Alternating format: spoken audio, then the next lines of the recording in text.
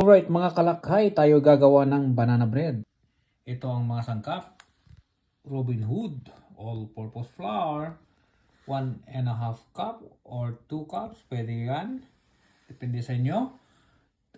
3 medium banana, dalawa dyan ay frozen. 3 pieces eggs, medium po yan. And 3/4 cup or 1 cup, depende sa gusto nyong katamis, na brown sugar ang gamit ko.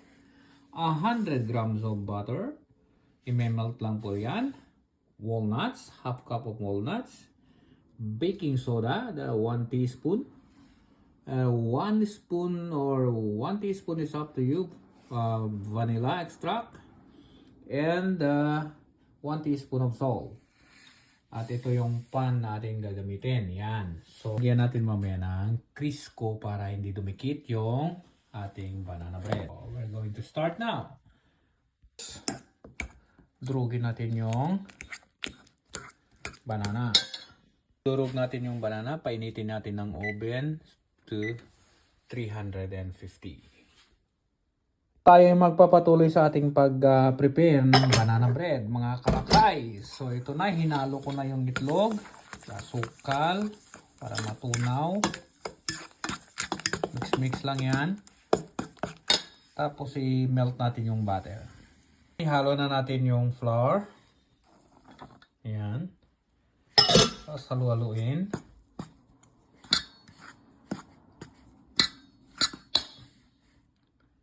Ngayon na rin natin yung baking powder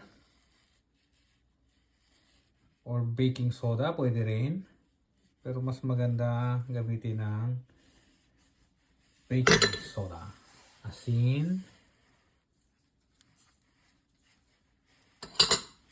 Mix natin yung tinunaw natin na butter. Yan o.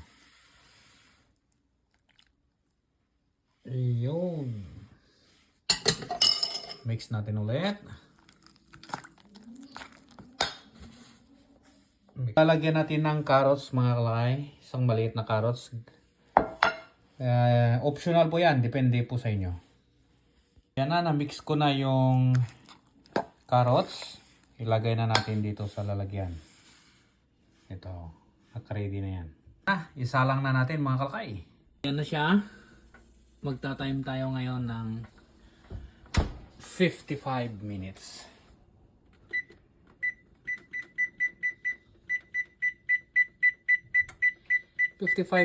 to an hour. Depende sa oven nyo kung magandang klase. So, diyan tayo magte-testing mamaya. Yan. 55 minutes. Check natin yan mamaya. Banana bread ni Kalakay. Ano? Yo! Ang banana bread ni Kalakay, luto na! Ayan na. Ito ang may partner natin, mga Kalakay. Yan o. Pang merienda. Yan. So,